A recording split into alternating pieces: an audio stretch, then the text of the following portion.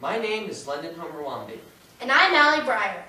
And our performance today is called Theodor Seuss Geisel, Moral and Social Justice Fighter. Our performance won first place in the Junior Division Group Performance category at the April 2009 Wyoming History Day competition. Our performance also won Best in Show out of all Junior Division entries at Wyoming State History Day. We have won the honor of traveling to Washington, D.C. this June to compete and represent Wyoming in the National History Day competition. We hope you enjoy our performance.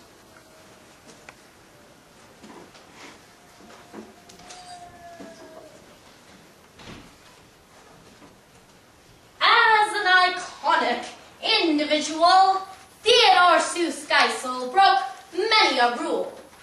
In his 64-year career, Dr. Seuss was a pioneer.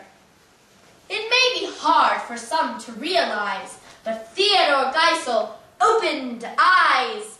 In his stories and other works, he pointed out society's greatest quirks. He was more than a children's writer. He was a moral and social justice fighter. He taught children and adults through his writing prolific that we have the power to make our world something terrific. Dear Cindy, thank you for your letter. I am very pleased that after reading my book, The Lorax, you convinced your teacher to establish a recycling station in your classroom. As you know, The Lorax is a story about a greedy businessman who later regrets his destruction of the environment. Business is business, and business must grow, regardless of crummies and tummies, you know. A responsible creature called the Lorax desperately tries to stop this businessman from polluting, but in the end, every last tree is chopped down. Mister, I am the Lorax. I speak for the trees. I speak for the trees have no tongues. Yes, I'm petting you, sir. You're at the top of my lungs. Cindy, you have done just as I have hoped. You've put yourself in the position of the child at the end of the story and are acting to make a change. You're in charge of the last of the truffula seeds. And truffula trees are what everyone needs. Plant a new truffula, treat it with care, give it clean water and feed it fresh air. Grow a forest, protect it from axes that hack. Then the Lorax and all of his friends may come back. Sincerely, Dr. Seuss. Dear Mrs. Birmingham, I am glad that your 10th grade class had a discussion about the inner meanings of my books. Though I work very hard never to be preachy, each of my books does have a moral lesson. Your students were correct. The Grinch Who Stole Christmas was written out of my annoyance with the holiday being turned into a materialistic tradition. Tarpans and bicycles, roller skates, drums, checkerboards, tricycles, popcorn and plums. Pack it up with the presents, the ribbons, the wrappings, the tags and the tinsel, the trimmings, the trappings. The Grinch, who I modeled after myself, learns a lesson. Maybe Christmas doesn't come from a store. Maybe Christmas perhaps means a little bit more. Something else that may not be as noticeable is that the Grinch is actually the hero of Christmas. Sure, he starts out as a villain, but it's not how you start out that counts. It's what you are at the finish. Well, and who will they say that the Grinch's small heart grew 3 sizes that day?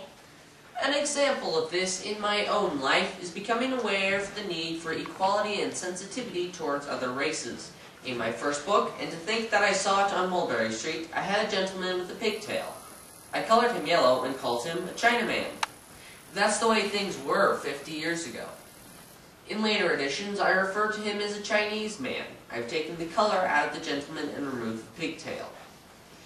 No, Horton Hears a Who was not about abortion and is not a pro-life statement.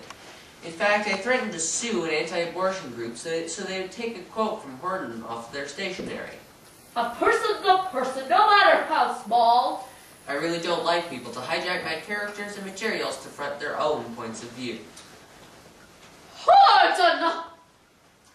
I've known you 12 years in the jungle of Newell, and I've always considered you somewhat a fool. But talking to dustspecks, that is really cuckoo. When I was a student at Dartmouth, I was voted by my classmates least likely to succeed. The obvious message in the Horton books is self-confidence, perseverance, and loyalty will lead to success. There have been some other worthy interpretations of the inner meanings behind Horton the Elephant. He is trying to save and protect a community as small as a dust speck that sits on a clover.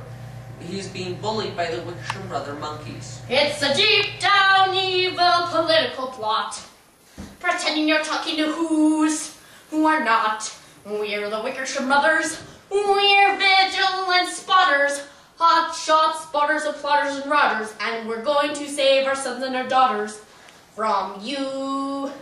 You're a dastardly, schnastardly schnook, trying to brainwash our brains with this gobbledygook.